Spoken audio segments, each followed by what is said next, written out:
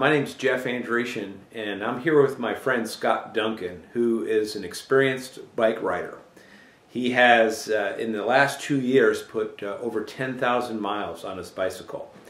This summer, he's about to go cross-country, about a 4,400-mile trip, and before he did, he decided that he would professionally get a fitting for his bike. It was remarkable, some of the findings that happened during this fitting, as he let someone, a professional, someone else's eyes on his bike riding stance. And so Scott, would just love to hear from you, your experience of going down and getting a bike fitting, already having been an experienced rider. Well, the first thing that was surprising was I thought I would go in and he would put me right on the bike. And that didn't happen. He had me do several different stretching and flexibility exercises and measurements for like the first 10 or 15 minutes. In the course of doing that, I did discover a couple things that he spoke to me about. He wrote a lot of notes while he was doing it, but I found out that my left hamstring is a lot tighter than my right hamstring, which was surprising to me because my right leg is the one that has had knee surgery. And I also found out that my right leg is shorter than my left leg, which is related probably to a long-term injury and the surgery I had. So then he puts me on the bike, and the first thing he did was he started looking at the angle of my leg. He had a little gadget that he measured the angle of my leg when it was at the bottom of the stroke. And my left leg was at something like 36 degrees and my right leg was at 32. And he wanted me to be at 30 or 32. And the reason for that was because my right leg is shorter than my left leg. And I've always had this kind of rocking motion when I ride, and people have commented on when they've seen me ride, and that made perfect sense, because the reason I did that was not because I wasn't capable of not rocking. It's because one leg was trying to catch up with the other because they're not the same length. And I never even knew that. So he puts shims underneath the cleat at the bottom of my shoe to correct the length thing. And then all of a sudden and he raises the seat higher than I had it before. And all of a sudden both my legs are at 31, 32 degrees. So that was the first thing he did, and that was pretty amazing. Then he checked where my feet were in position to the circle. You want your feet to be right over the axis point of the pedal when you're at 180 degrees, and I've always thought I was in pretty good shape there. He moved my seat backwards because I was too far ahead. He used a little plumb bob to check that out.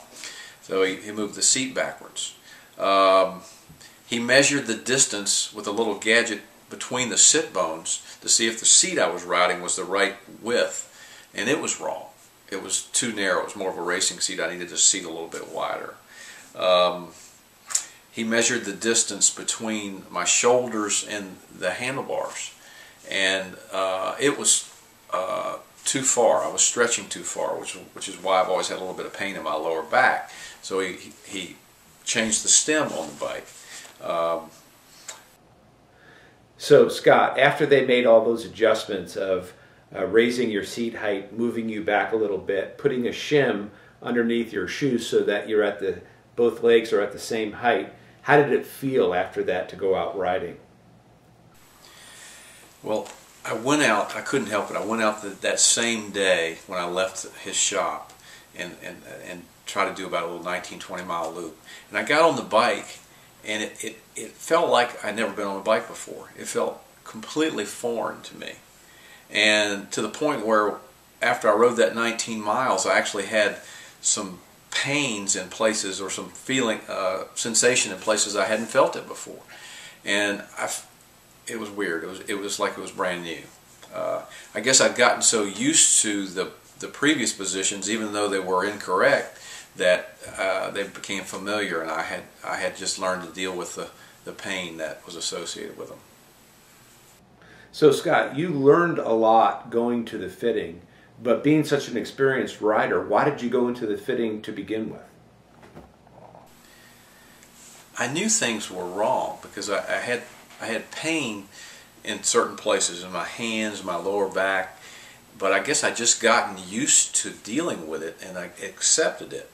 But I had no idea what was causing these things. But I knew I needed to do the fitting, but I had no idea where the pains were coming from and why. And every time he would make an adjustment, and we would talk as he did the adjustments, and he would explain to me what was going on. It's like the light bulb went off, and I could understand. I could understand why I had this pain in my bottom of my foot, in my hands, in my lower back. And I wouldn't have had any of the benefit of that if I had not let someone look at my fitting on the bike, or my position, my posture, and everything about the bike, and lead me down that path. It wouldn't have happened. I was fascinated to hear Scott's story, and I was very thankful that he went in for this fitting, because he's about to set off cross country for an MS ride for 4,400 miles. Had he not made these adjustments, would he have made the next leg of his journey? There's a true spiritual application to this, and my suggestion to you, even if you're an experienced believer, would be to have an elder or someone put their eyes on your life and see what's going on, if there could be any adjustments that could be made.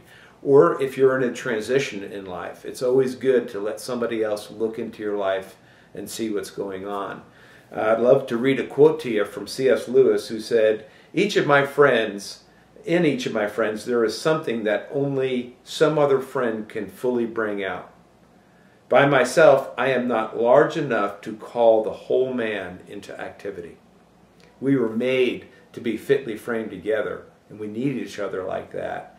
And sometimes we have to open up our lives to other men around us. Thank you.